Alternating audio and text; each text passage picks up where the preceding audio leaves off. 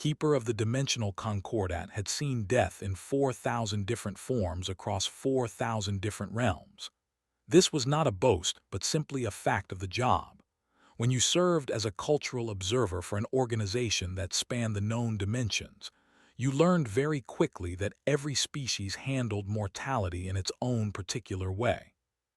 The Silurians, those beings of pure light from the crystal dimension, dissolved their dead into communal pools where their essence merged with the ancestors. It was clean and efficient. The dying Silurians simply walked into the pool when their time came, and within moments they were gone, absorbed into the collective glow. There was no fuss, no delay, no disruption to the community's daily functions. The X of the bone realms consumed their fallen. This was not cruelty but their highest honor. By eating the flesh of the dead, they believed they carried forward every memory, every skill, every fragment of personality that the deceased had possessed. A ex-warrior might carry the battle knowledge of 17 generations inside their body. Their funerals lasted exactly as long as it took to complete the meal. The Void Dwellers simply erased all record of the deceased. When a Void Dweller died, their name was struck from every document. Their possessions were scattered into the dark between dimensions. Their family members were forbidden from speaking of them ever again. The Void Dwellers believed that acknowledgement prolonged suffering, that grief was a wound that healed faster if you pretended the source of it had never existed at all. Each culture processed mortality with clinical efficiency. Grief was managed, contained, scheduled into acceptable windows before productivity resumed. This was sensible. This was healthy. This was the way civilized beings handled the inevitable end that came for all living things. Had documented these practices with professional detachment for nearly 300 years. Death was simply part of the job. You observed, you recorded, you filed your reports with the Concordat, and you moved on to the next dimension. Emotion had no place in cultural observation. So when the Concordat's monitoring station detected an anomalous dimensional breach in Sector 7, accepted the assignment without hesitation. A new species had developed enough technology to create tiny tears in the fabric between dimensions. This was worth studying. This was worth documenting. This was exactly the kind of work had trained for. The species called themselves humans. They lived on a small blue world orbiting an unremarkable yellow star. They were short-lived by Concordat standards, rarely exceeding a century of existence. They were technologically primitive, having only recently discovered how to leave their own atmosphere. They were unremarkable in most respects. Arrived on Earth in disguise, taking a form that blended with the local population. The breach point was located in a small town in what the humans called the Midwest of a nation they called America. It was quiet there, noticed. Green and flat and full of humans going about their daily business, with no idea that an observer from beyond their dimension walked among them. The funeral was an accident of timing. Had been studying the breach point when a procession of vehicles moved slowly past. Black vehicles, long and polished, moving with a kind of formal gravity that drew attention. Followed, curious about this organized movement of humans. They gathered at a building the locals called a church. Slipped inside among the crowd, observing, recording, trying to understand what was happening here. The deceased was an elderly female human. Her body had been preserved and placed in an ornate box at the front of the room. This struck as odd immediately. In most cultures, the dead were processed quickly. There was no reason to keep them around to display them like this. It was inefficient. It was potentially unsanitary. It served no practical purpose. But then the ritual began, and confusion deepened into something approaching genuine bewilderment. A man stood at the front of the room and spoke about the deceased. He was her son, gathered, and he was crying openly as he talked. This was already strange enough. In most advanced cultures, such emotional displays were managed privately, not inflicted upon an entire community. But the humans around did not seem bothered by this. Some of them were crying too. The son spoke of his mother's life. He told stories about her cooking, her laughter, her habit of calling him every Sunday morning even after he was fully grown. He talked about how she had worked 2 jobs to send him to something called college. He talked about her garden, her terrible jokes, the way she always knew exactly what to say when he was struggling. Then something unexpected happened. The son told a story about his mother accidentally setting the kitchen on fire while trying to make a fancy meal for his graduation party. The story was funny, and the humans laughed. They were crying and laughing at the same time, which should have been contradictory but somehow was not. Had no framework for understanding this. More humans spoke. A daughter, a grandson, friends who had known the deceased for decades. Each one told stories. Some stories made the humans weep harder. Some made them laugh until the tears came anyway. There seemed to be no pattern, no structure, no official protocol for what should be said or felt.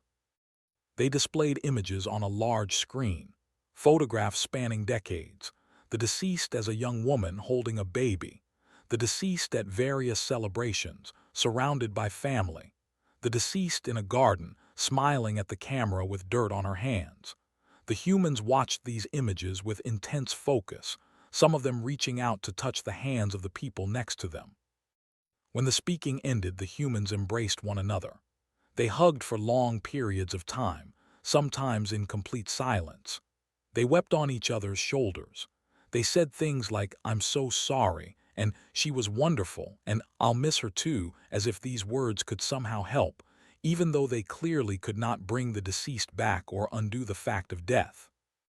Most disturbing, too, was the complete absence of an end protocol. The ritual simply continued. After the church, the humans moved to another location where the body was placed in the ground. More words were spoken. More tears were shed. And then, impossibly, the humans went to a house and continued gathering. They brought food. This made no sense to. How could nourishment address death?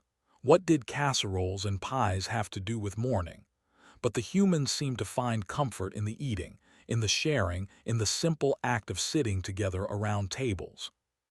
For hours, they sat in quiet rooms doing nothing productive at all. They told more stories about the deceased. They looked at more photographs. They laughed and cried and held hands and made promises to stay in touch, to check on each other, to remember. Recorded everything with growing unease. This was inefficiency of the highest order. In the X realm, mourning was completed within an hour. Among the Silurians, grief was absorbed by the collective in moments. Even the Void Dwellers, with their complete erasure protocol, finished their funerals within a single day. But the humans showed no sign of stopping. They seemed to have no schedule for returning to normal function. They were wallowing in their grief, letting it spread from person to person like a contagion. This was everything the Concordat taught observers to identify as dysfunction.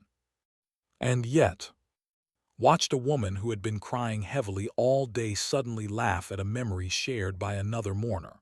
The two women embraced, their tears mixing together, and something passed between them that could not quite identify. It was not weakness. It was not dysfunction. It was something else entirely. A small human approached.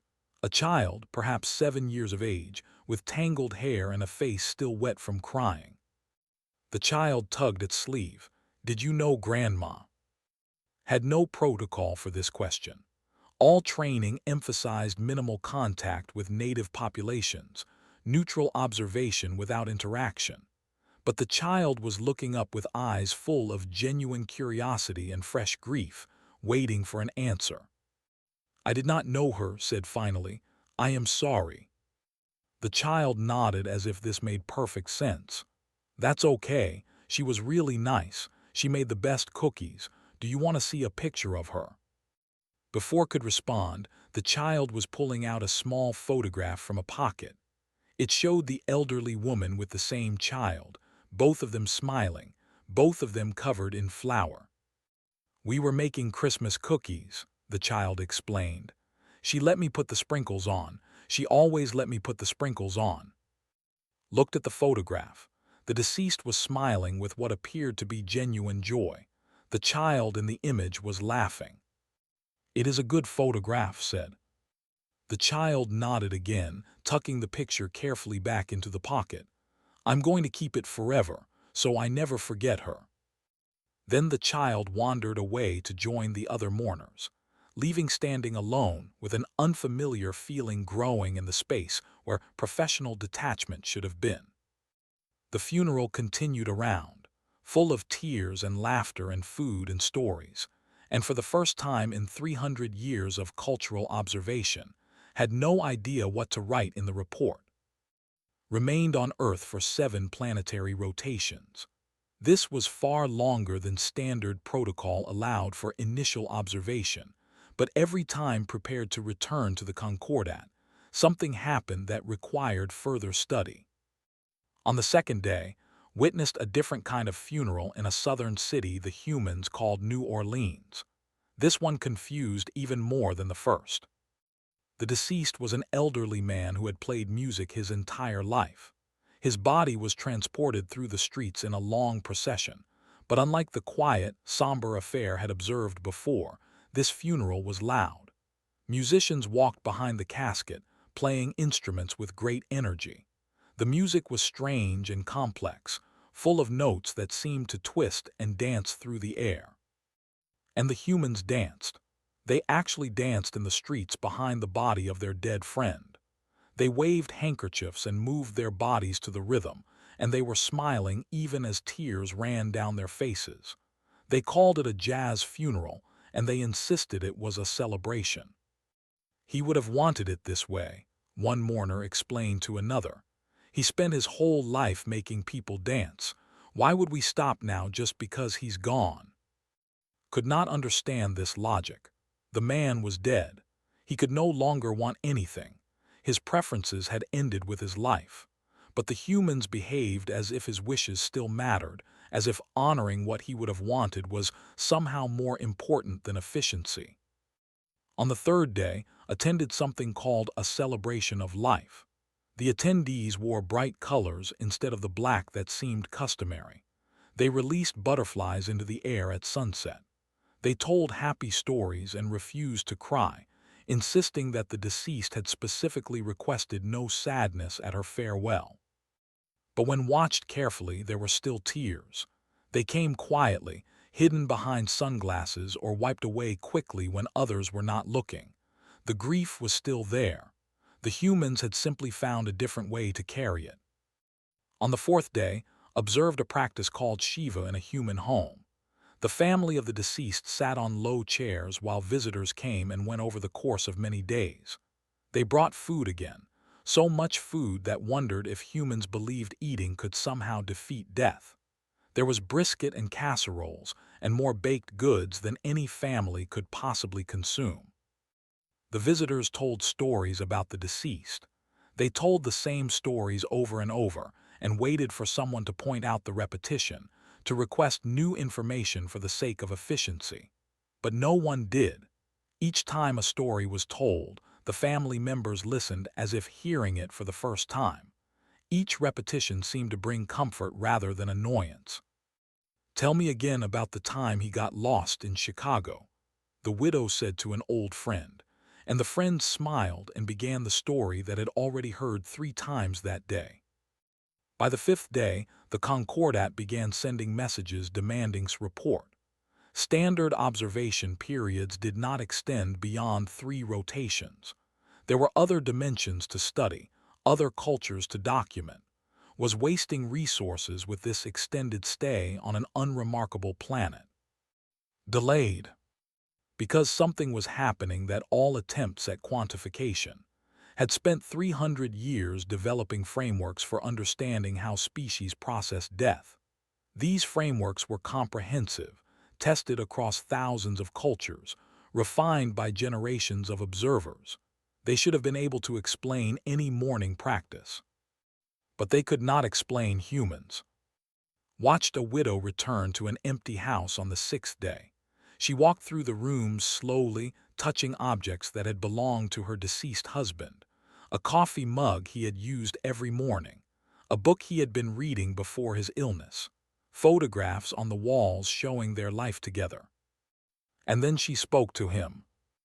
"I had lunch with Sarah today," she said to a photograph on the mantel.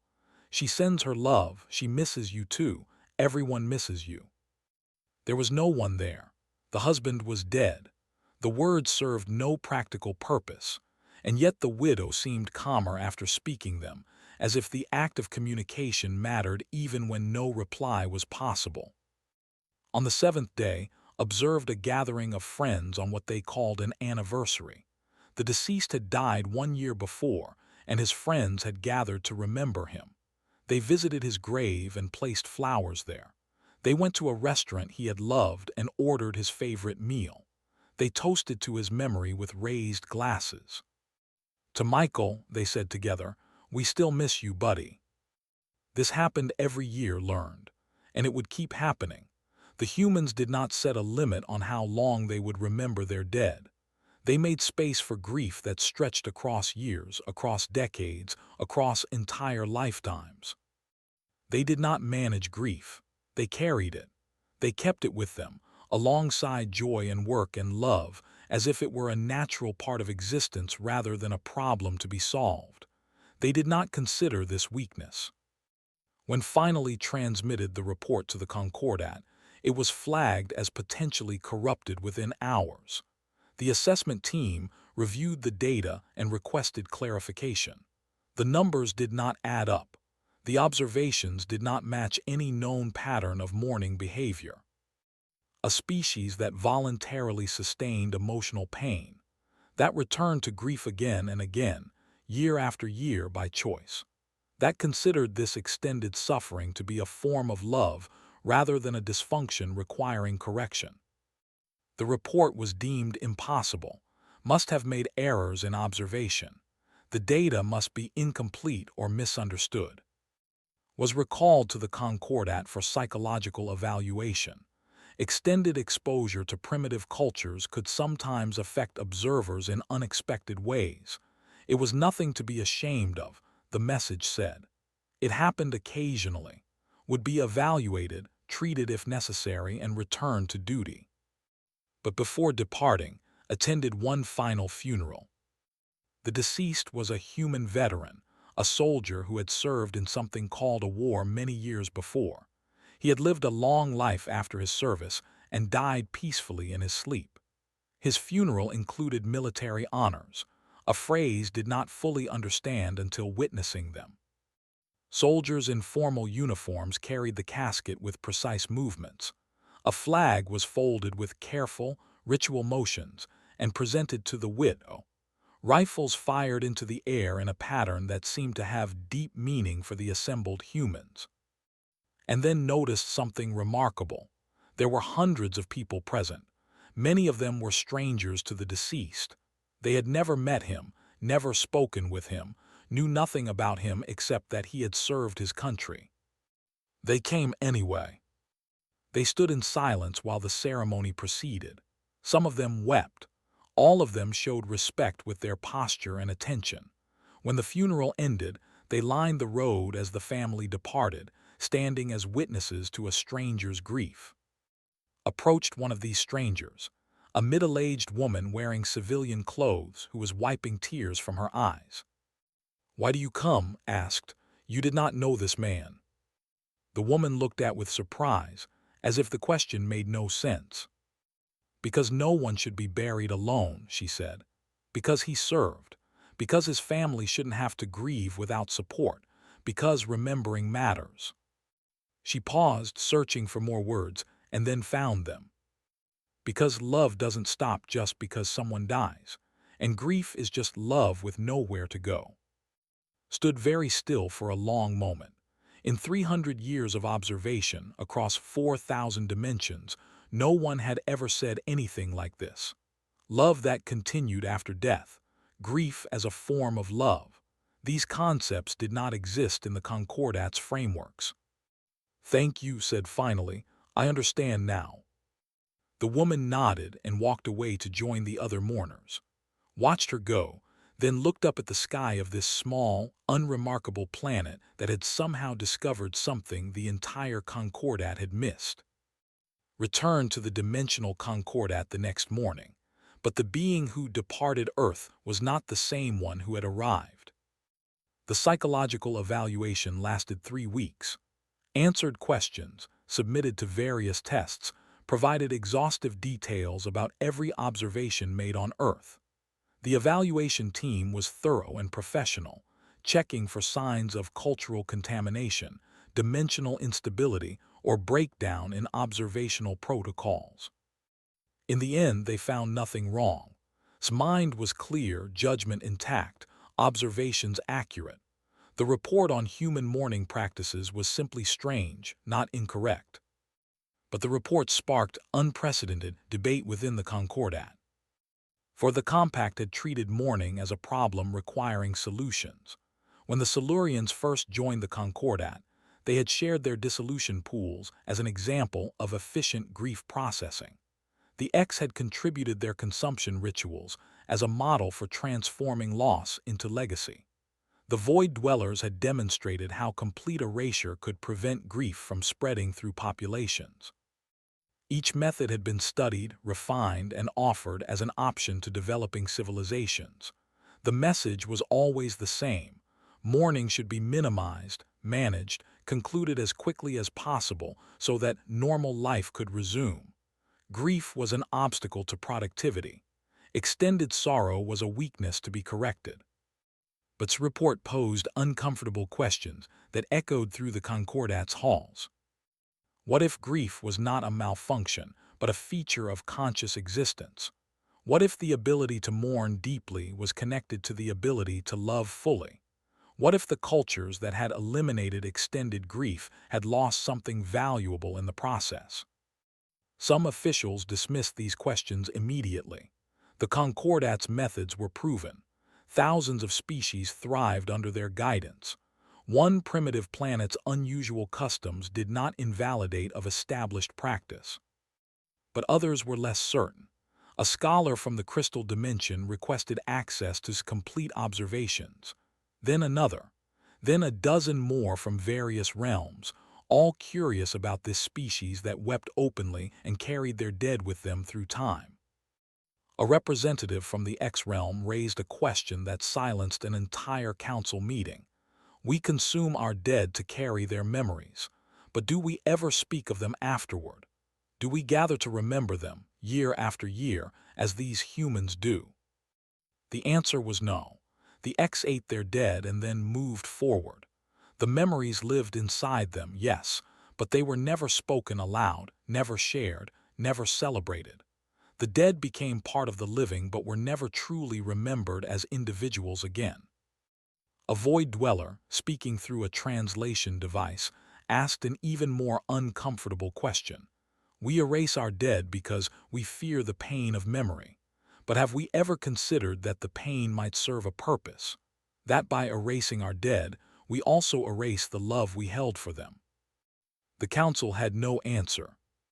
Within the first year after its return, 3 species requested cultural observers to study human mourning practices in greater detail.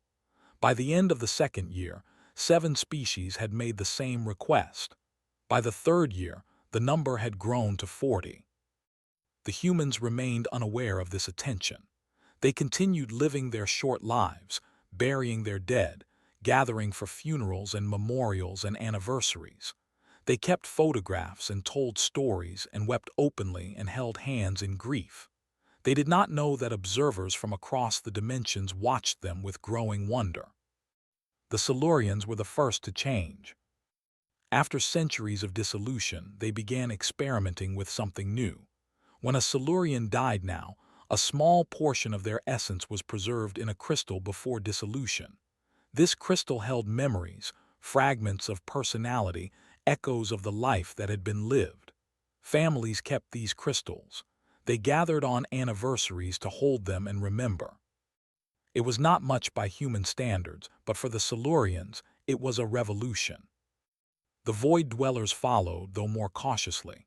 Complete erasure remained the official practice, but some families began keeping secret photographs, hidden images of the dead preserved in private spaces, never spoken of publicly but treasured in silence.